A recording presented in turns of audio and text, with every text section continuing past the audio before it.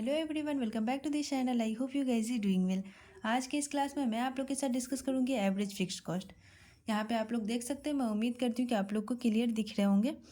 यहाँ पे आप लोग को मैं एक बात बताना चाहती हूँ कि मैं नोट्स इंग्लिश में ही लिखती हूँ, बट जो बच्चे इसको हिंदी में समझना चाहते हैं आप लोग हिंदी में भी इसको समझ सकते हैं, कोई प्रॉब्लम नहीं होगी समझने में। ठीक है, तो मैं अपने टॉपिक को कंटिन्यू रखती हूँ, जो टॉपिक है एवरेज फिक्स्ड कॉस्ट। यहाँ पे आप लोग देख सकते हैं एवरेज फिक्स्ड कॉस्ट एक्सप्लेन करने के लिए मैंने छोटा सा डिफिनेशन लिखा है ताकि मैं आप लोगों को अच्छे से समझा सकूँ। यहाँ पे आप लोग देख सकते हैं, it is the per unit expenditure incurred on fixed factor in order to produce goods and services.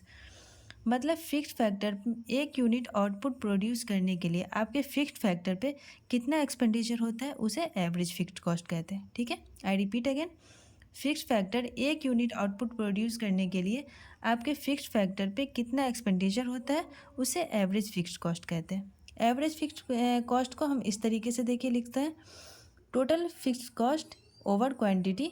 यहाँ पे आप लोग देख सकते हैं कि यहाँ पे क्वांटिटी जब बढ़ेगी तो यहाँ पे एवरेज फिक्स्ड कॉस्ट जो है ना वो घट जाएगी।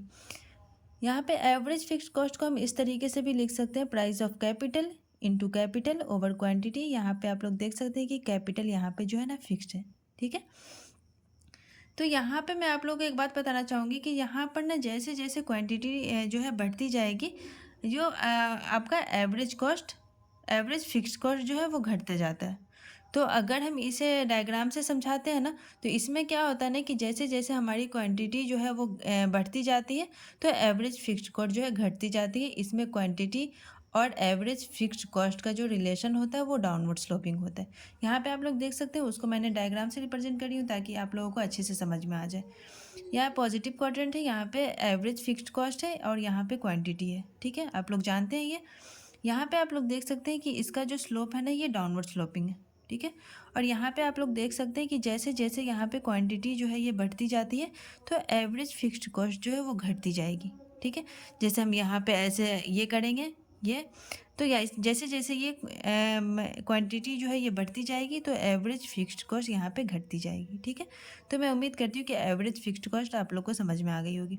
अब यहाँ पे मैं आप लोगों को एक बात बताना चाहती हूँ कि जो एवरेज फिक्स्ड कॉस्ट के कुछ फीचर्स हैं जो मैं आप लोगों को समझाना चाहती हूँ, बताना चाहती हूँ।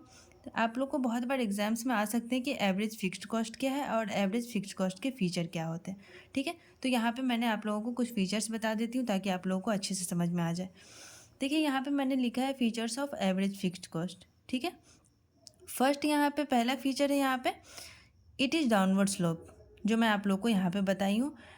डाउनवर्ड स्लोप को ये इसको ना रेक्टेंगुलर हाइपरबोला भी कहते हैं। ठीक है, जो मैं यहाँ पे लिख दी हूँ। ठीक है, ठीक है, ये डाउनवर्ड स्लोपिंग है, ये आप लोग को समझ में आ गई होगी। सेकंड है इट नेवर बी ज़ीरो, मतलब यहाँ पे आप लोग देख सकते हैं कि ये एवरेज फिक्स्ड कॉस्ट कभी भी ज़ीरो नहीं हो सकता है। ठीक है, वो घटती जाएगी बट वो कभी ज़ीरो नहीं होगी। ठीक है, और थर्ड है इट नेवर टचेस एक्सिस, मतलब ये कभी भी एक्सिस को टच नहीं कर सकता है। ठीक है, और मतलब ये ना तो एक्सिस को टच करेगा और ना ही ये ज़ीरो हो सकता है। मतलब एवरेज फिक्स्ड कॉस्ट जो है वो कभी ज़ीरो नहीं होगा और ना ही वो कभी एक्सिस को टच करेगा। ठीक है, यहाँ पे फोर्थ हो गया as output approaches to infinite average fixed cost approaches to zero but never becomes zero. ठीक है, मतलब ये ज़ीरो को अप्रोच करेगा मगर ये कभी भी ज़ीरो नहीं हो सकता। ठीक है, सिमिलरली यहाँ पे देख सकते हैं फिफ्थ है as output approaches to zero average fixed cost approaches to infinite, मतलब ये ज़ीरो अप्रोच करेगा मगर ये कभी इन्फाइनाइट नहीं हो सकता है।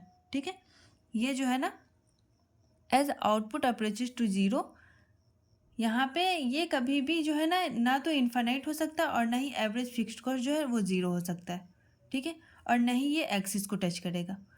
और ये इसका जो फीचर्स है ये मेन जो फीचर्स, इसको जो हम किसी कोई भी अगर पूछ सकता है तो हम इसका ये बोल सकते हैं कि इसका जो स्लोप होता है ना वो डाउनवर्ड स्लोपिंग होता है। ठीक है, तो मैं उम्मीद करती हूँ कि आप लोग को एवरेज फिक्स्ड कॉस्ट क्या होता है वो भी आप लोग को समझ में आ गया होगा, और इसके जो फीचर्स थे बेसिकली आप लोग को जानना ज़रूरी था वो भी मैंने आप लोग को बता दिया है। तो मैं उम्मीद करती हूँ कि आप लोग को एवरेज फिक्स्ड कॉस्ट और एवरेज फिक्स्ड कॉस्ट के जो फीचर्स थे वो आप लोग को समझ में आ गए होंगे।